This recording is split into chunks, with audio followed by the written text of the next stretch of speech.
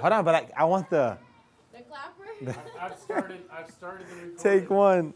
All right. You can clap if you want. Now you see. Now you're gonna forget your spot. Take one. Chris crying. So the story dates back to December 1st, 1995, the day that I was born. My mom was married to this man by the name of Xavier, and as they were married, they were newlyweds at a very young age. There was domestic violence involved back at home. So my mom decides to leave Xavier, not just to get a divorce, but solely to get away from all the domestic violence and abuse that she had been going through. My mom went to school to be an accountant in the Interamericana in Fajardo, Puerto Rico. And there was a cafeteria in that university, and my mom was in the cafeteria one day, and so the story goes that she doesn't have her ring on, and the gentleman at the cafeteria notices that her ring isn't on. There's this song playing, I can't remember who it was by, but apparently my mom tells the gentleman that's running the cafeteria that she really liked the song. And so the gentleman let her borrow the tape back then and said, here, you can borrow my tape. Go ahead and listen to it. So my mom takes it home. A few weeks go by, days, maybe months. I'm not sure the exact time. But she never returned the tape. So the next time that guy saw her, he asked her for the tape. And so she returned it back over to him. And they had essentially hooked up at that point.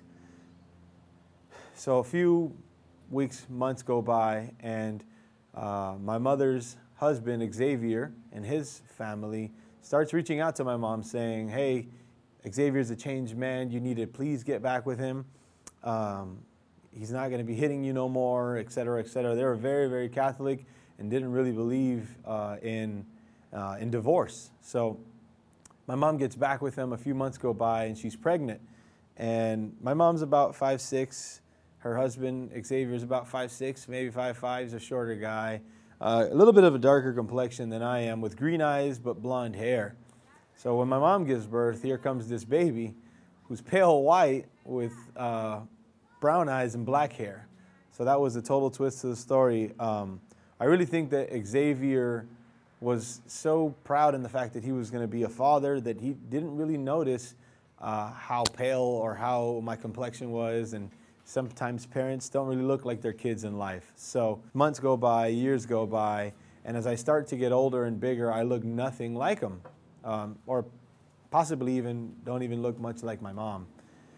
So probably around the age of 3, he decides to take me to the park one day and gets a DNA test on me, and then finds out that I'm not his son. So of course he's going crazy, you know, at my mom, you know, you cheated on me, blah, blah, blah, blah, you bitch, you blah, blah, whatever was said.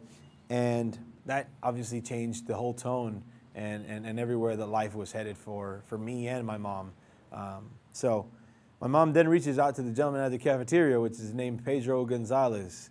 And she calls Pedro and tells him that I'm his son and that she's bringing me to Puerto Rico in order for him to meet me.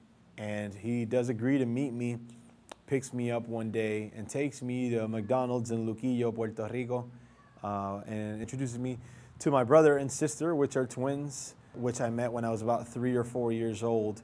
He then drops me off back at home and says that he'll be back to pick me up, you know, next week, tomorrow, I can't remember.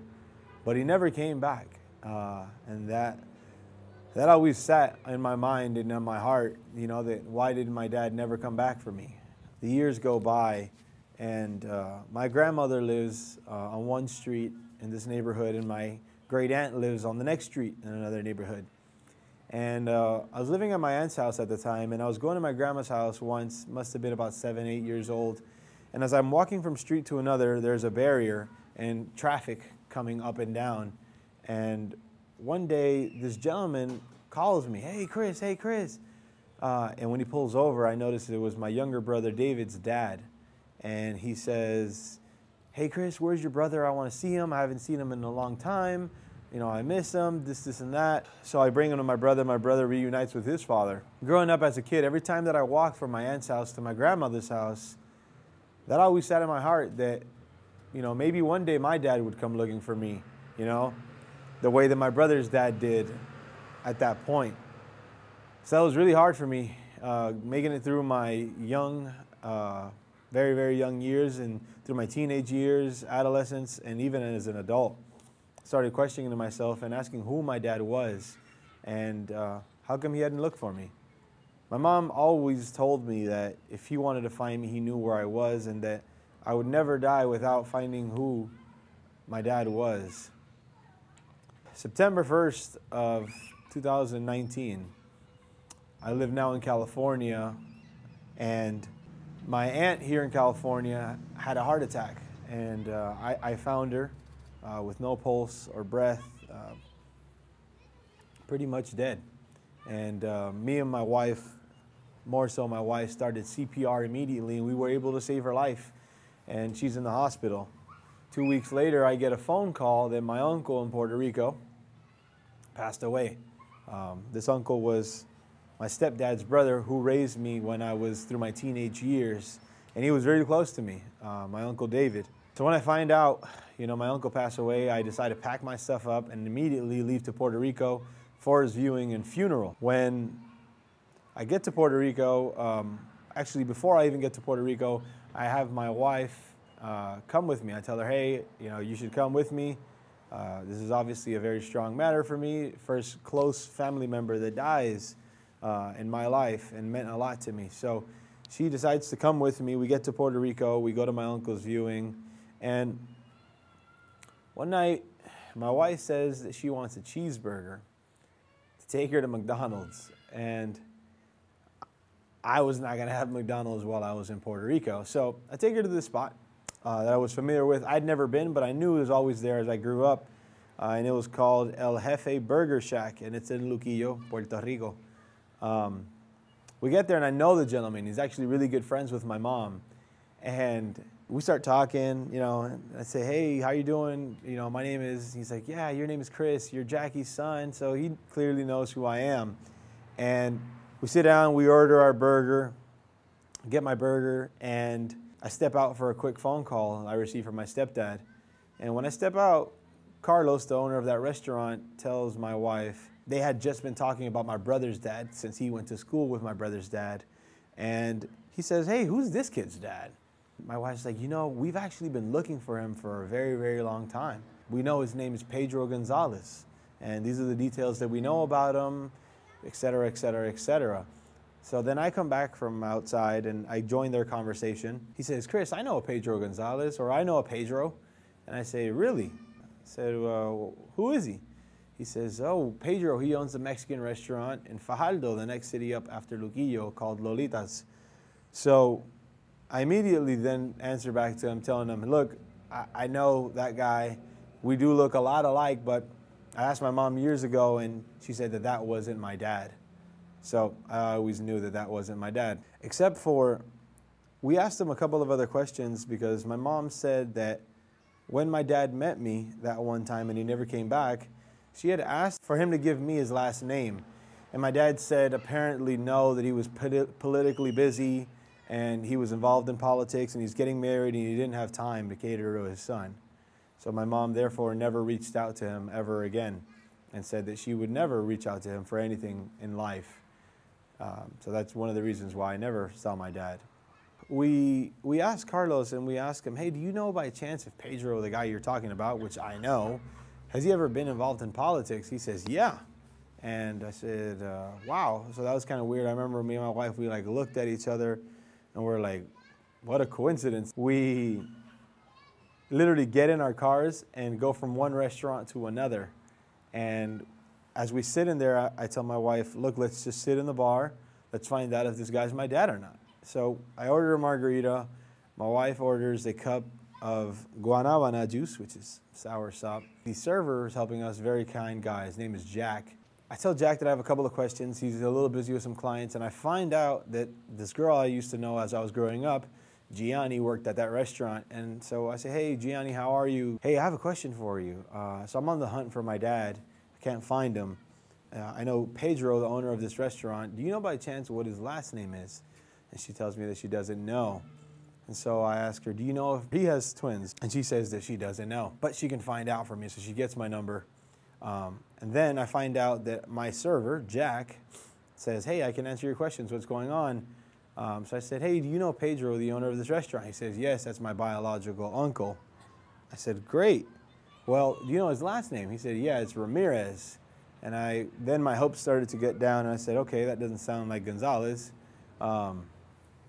Then I asked him if he had twin kids, and he said no. I asked him if he had ever owned a restaurant or a cafeteria in the Interamericana of Fajardo, Puerto Rico. He said no. So I knew instantly that he wasn't my dad. I didn't feel it, as well as I already knew coming into there, except that I had some curiosities. So me and my wife leave, and we go back to the hotel. And the next day, we wake up, and I call my mom, and I tell her, hey, Mom, we've been looking for my dad, and last night we went to Lolita's to see if Pedro from Lolita's was my dad. And she says, I don't know why the hell, you even went over there. I told you years ago that he wasn't your dad. And, I was like, well, how do I know you're being honest? How do I know you're not lying to me? She says, why the hell would I lie to you about something like that? And she was all angry. Anyway, so she says, look, you want to find your dad? I'm going to tell you what I remember best about where his mother lives. And so she says, there's a cemetery in Rio Grande on your right-hand side as you're going towards Canovanas. Once you pass that cemetery, there's going to be a bloquera, which is a place they sell cement, cinder blocks, and things along those lines for heavy construction. So we start heading towards Rio Grande. We find the cemetery, which is actually where my uncle was buried, that I went to go bury in Puerto Rico. And then we find the bloquera. So I get there, and now we have one hint closer to where my dad could possibly be. We find the bloquera, and there's this guy out there selling bootleg movies. And I say, hey, man, I'm looking for my dad. His name is Pedro Gonzalez. You know him by chance? Does that name ring a bell? And he says, no, man, that name doesn't really ring a bell. And I said, all right, cool. So I get on my way. And when you got to the bloquera, you could make a left and go up this mountain, or you could go straight. So I went straight, and I found this neighborhood, but it was all gated community, and it looked very, very new. So it wouldn't make sense that would have been there in the time era that my mother would have been there back in the 90s. So I turn around, and I start heading up this mountain. And as I'm headed up, I find this little, very small convenience corner store. And I get in there. I tell the guy at the cashier, hey, man, I'm looking for my dad. His name is Pedro Gonzalez. Apparently he lives around here or grew up around here. Does that name ring a bell? He says, no, that name doesn't really ring a bell. He says, that guy over there is sitting down. He might know a little bit more about him, or even people in this neighborhood. So I sit down with this guy. We have about a 5-10 minute conversation, but he knew nothing. He says, no, man, I don't know. That name doesn't ring a bell, and et cetera, et cetera. So I get back in the car, tell my wife, hey, look, they don't really know I'm here. My mom told me that my grandma's house was like on this roundabout, kind of like without an exit. We start driving up this mountain, and as we're driving up, I pass by the street on my right-hand side. I noticed that street was kind of like a roundabout without an exit, and very narrow streets. She also mentioned the house had, where my grandma's house was. So I make a U-turn, and I pull into that street, and when I pull in, there's some folks on the second floor, and I say, hey, excuse me, I'm looking for my dad.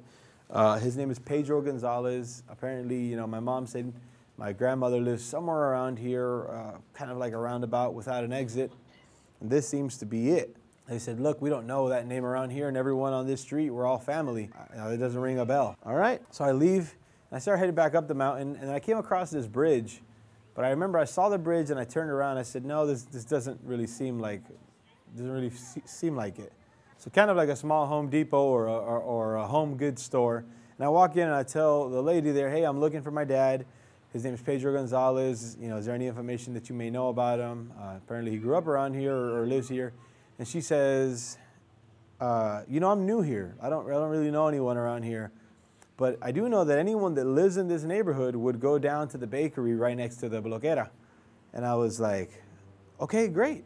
So I head back down to the bakery, and one of my friends from XGen is meeting me there. I go to the bakery, and I tell them, hey, I have 2 questions for you. She says, go ahead. So first, let me get a coffee for my wife. You know, I was trying to be a little, make myself a little bit more comfortable before I asked anyone direct questions about it, because I didn't know if anyone was trying to hide his identity from me or whatever reasons. But the lady then tells me, what was your second question? And I said, and I'm looking for my dad, and his name is Pedro Gonzalez. Apparently he lives around here, or may have grown up around here, and I have my grandma's house around here.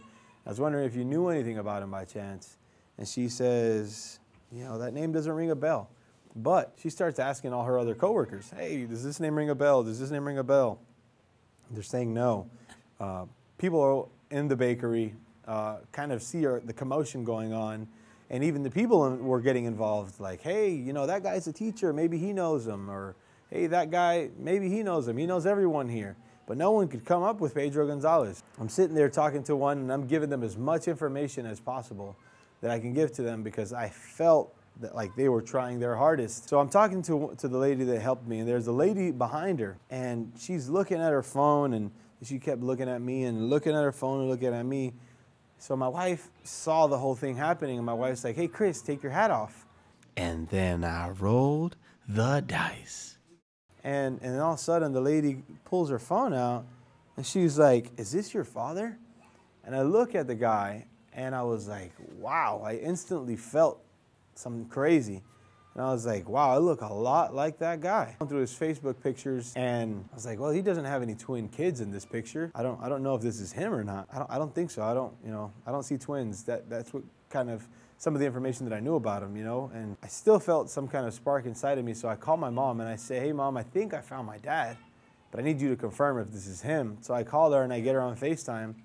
And when I get her on FaceTime, she's like, ese es tu papá, that's your dad. And I'm like, whoa, I can't believe that I just found this guy. After, you know, countless hours searching on Google, I've done DNA tests through Ancestry, trying to link cousins or family from maybe his side of the family that I never knew. I've called places, offices, I've called cities to see if he ever ran mayor, because I knew he was politically involved in certain things. And I confirmed with her and tell her, yes, that is my dad. And when we look, she has one mutual friend with him, which is another lady that works at the bakery. Her name is Mayra. So they get in contact with her coworker, Mayra, and they're like, hey, Mayra, do you know Pedro Gonzalez? She says, who's Pedro Gonzalez? And she's like, what do you mean, who's Pedro Gonzalez? You have him as a friend on Facebook. She's like, oh, you mean Tomás. So apparently my father's middle name was Tomás, and he went by Tomasito. So she's like, yeah, I know him. So she tells her, hey, there's this kid here looking for him. He claims to be his son. Can you reach out to him and try to get any more information? You know, he wants to meet his dad, et cetera, et cetera. Now I'm one step closer to finding my dad. Me and my wife were just hoping that he would be receptive, he'd be cool, he wouldn't close down his social media, wouldn't run away, wouldn't go hiding. So we were like, you know, there, we found him. And, you know, I thank everyone in that bakery for trying so hard that day and actually helping me find them. You know, they're a great team. They're like the CSI of Malpica, Rio Grande. So I leave and I go with my wife, with one of my friends to go have lunch from XGen. And we had lunch, we went and had some beers. And when I'm having beers, Mayra, which is my dad's friend on Facebook, the mutual friend from the bakery, she sends the other lady from the bakery a message, and she texts me saying, hey, your dad said he's going to call you. I left him my business card. I was like, wow. So he does want to know who I am. You know, and I remember I started doing what they call the ugly cry, and all excited, and, you know, a lot of emotions involved, and me looking for him for, you know, a long time, searching his name on Facebook and messaging people who had his name, you know, hoping maybe they knew him. We head to the mall after to pick up a couple of things, and I get a phone call from him when I'm inside Godiva. And I pick up, and he says that he's my father, that he's been looking for me for a long time, and, you know, he knew this day would come, and he's been waiting for this day for over 20 years. So I get obviously very emotional and sentimental when everything happens, and, you know, we start talking, and I tell him, hey, you know, my mom told me that you knew where you could find me. how come you never came for me all these years? And he said 2 years ago, he had just gone to Puerto Rico because his uncle passed away. He stayed at the Wyndham. And I found that to be really, really crazy because the reason that I was looking for him was because I was in Puerto Rico because my uncle died. And I stayed at the Wyndham as well. So that was really, really, really, really shocking. Such a coincidence on how everything actually played out. I'm talking on the phone with my dad. He says, hey, look, so your grandmother still lives in Puerto Rico and I would love for you to meet her. And I say, I would love to meet her. Can you give me your information of where I can find her? He says, yes, it was right where you were looking at, right near that neighborhood. So he sends me a voice recording that says, Cristian, el nombre de abuela es Amparo Pimentel. Vive en la calle 14 del barrio Malpica. Amparo Pimentel. So I start heading up. You know, I know that she lives on 14th Street in Malpica, in Rio Grande, Puerto Rico. He also sends me my aunt's number and says, call her with any questions. She can help you, guide you, get up there because GPS doesn't work very well. So we're heading back towards that direction, and I pull over in a couple of places because my wife says she doesn't want to call my aunt. She kind of wants us to get there on our own and try to figure our way in.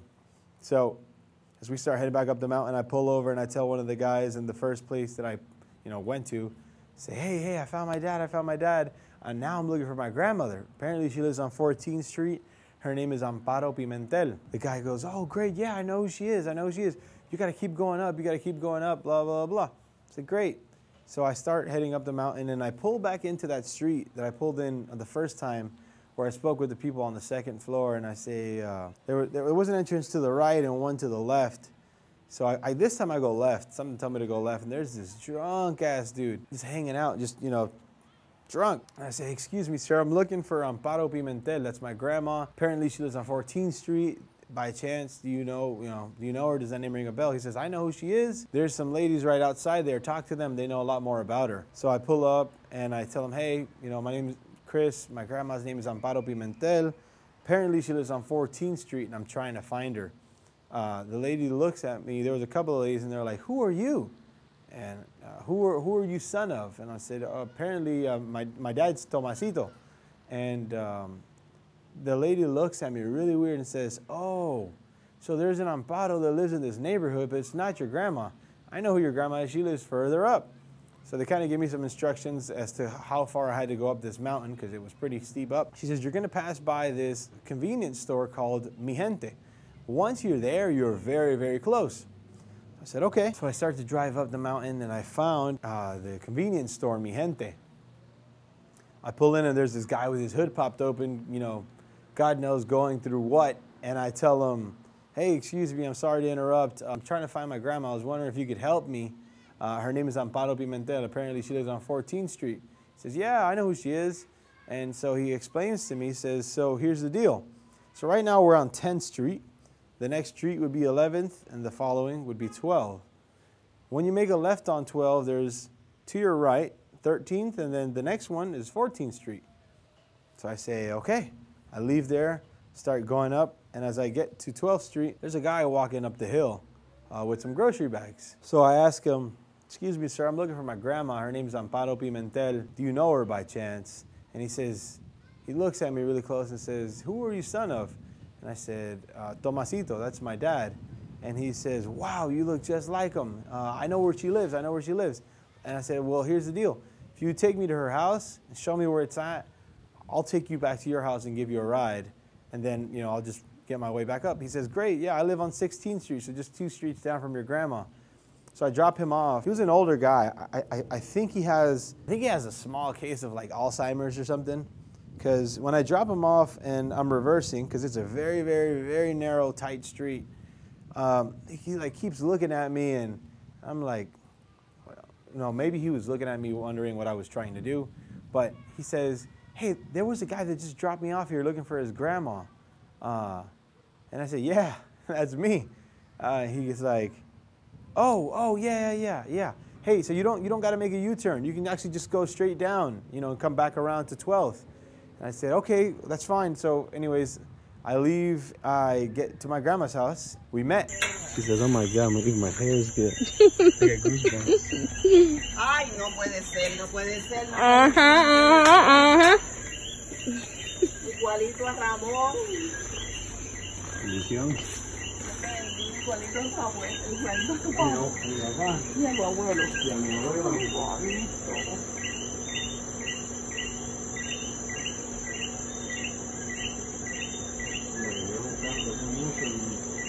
Y yo así. Dios mío, pero qué cosa más terrible, Dios. Does that look just like my You grandpa? do. My Well, your grandpa and dad. my Ay, no puede ser, Dios mío. Igualito. Igualito. Dios mío. Ay, Dios mío, pero qué cosa más terrible. Me metí por un callejón en el hoyo. Y dije... So I finally met my grandma, my biological grandma. I knew that she was my grandmother, the way that she looked at me, the way that she saw my grandfather in her eyes when she saw me. Of course, I've never met my grandfather. You know, apparently he was a very special man to a lot of people. So I tell my grandma that we're going to go to lunch the next day. I'm going to come pick her up and kind of get to know each other and go from there. So the next day we start driving back up the mountain. And as I get down on 12th Street, I see this lady walking down the hill. And she was a darker lady. My grandma, as you've seen from the previous footage, she's pretty much black. She's walking down the hill with an umbrella. Remember. But today it doesn't Is that my seem grandma walking down? That better not be. I'm gonna be mad at her. Is That is. Oh, no, that's not her. Ajá, tú eres mi sobrino. Oh! It's my grandma's sister. When I find out, as I'm getting closer, I'm like, why the hell would because I called my grandma and said, hey, I'm on my way, I'm gonna go pick you up so we can have lunch. I was kind of upset because I thought that she was, you know, trying to walk down, that way I didn't have to drive all the way up to her house, which, you know, I wasn't bugged about. And as I'm getting closer and closer to this woman, I'm like, wow, is that my grandma? Is that not my grandma? They look alike. And as I pull over next to her, roll my window down, and we look each other face in the face, she's like, you're my nephew. And I'm like, really? She's like, your grandmother's my sister. And I was like, what? So I just literally just met my great aunt, coincidentally. It was crazy. They were both full of so much joy and so excited to see me. And anyways, I tell her, hey, get in the car. I'll take you wherever you're headed to. I'm actually on my way to pick up Grandma. She's like, okay, don't tell her that I'm sitting in the back seat. I'm going to hide a little bit. So she hides, and I go get my grandma. I'm like, all right, Grandma, come on. So I'm walking her out. And when she opens her door, her sister jumps out and tries to scare her. And then they just start giggling and laughing. And then I find out that 2 houses down from my grandma, the third sister lives there, and they're all about a few years apart. So I got to meet, you know, all my aunts, great aunts, and my grandma. So that was very, very, very, very touching, because now I'm starting to meet all this family that I never knew about, and they're all so happy that I'm here and genuinely care for me. We head out to lunch. I bring her back home, thank her for everything. The next day I'm leaving, going back to San Francisco.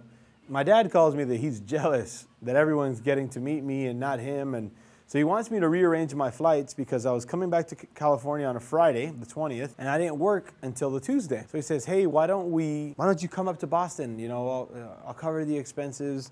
I just want to see you. Let's hang out. Let me call and see if I can get you a hotel, etc. And so we try to change our flights, but it was just way too expensive. And I say, look, Dad, it's just gonna be too much money, too last minute. Let's just reschedule. Let's do something at a later date. You know, I have a layover in Houston, and he says, really? You know, your biological sister, which I met when I was 3, lives in Houston. So I get in contact with my sister. We had a great conversation that night, and I say, hey, I'm gonna be flying into Houston. You should come to the airport and meet me. And she's like, yeah, cool. When are you flying in? I was like, I'm flying in on Friday. She's like, oh, I'm flying out to Orlando on Thursday, so I won't be able to. So I'm like, ah, man, that sucks. Well, whatever, we'll figure out something, you know, eventually meet some point in life. If you remember, recently there's been these crazy floods in Houston. Her flight was canceled, and I got to fly into Houston, and we met. All right, I am about to meet my biological sister for the first time. Oh my God! Dile yes. That's the video, mommy. This is a video. That's a Say video. hi. Hi. Hey, this is my uncle. This is my uncle, Uncle Chris. Uncle Chris. Tell him what's your name. Gator. Gator. All right. Say bye-bye. Bye-bye. Yeah, say bye-bye. Bye-bye. Bye-bye. Say bye, TT Tam. Bye, Titi Tam.